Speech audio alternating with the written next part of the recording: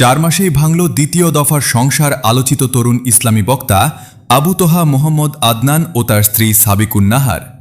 সারা সংসার আবারও ভেঙে গেছে। দ্বিতীয়বার বিয়ের মাত্র 4 মাসের মাথায় তারা বিচ্ছেদের চূড়ান্ত সিদ্ধান্ত নিয়েছেন।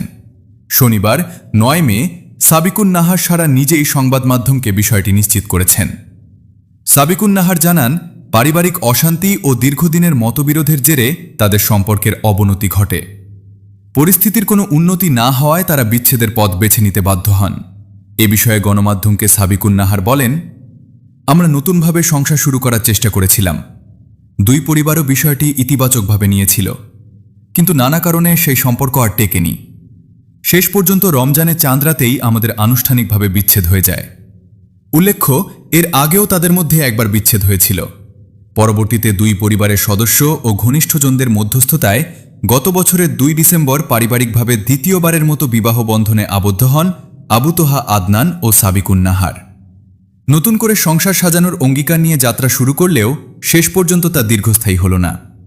সামাজিক যোগাযোগ মাধ্যমে আলোচিত এই বক্তার ব্যক্তিগত জীবনের এই খবরটি নিয়ে তার অনুসারী ও নেটিজেনদের মধ্যে বেশ চাঞ্চল্যের সৃষ্টি হয়েছে।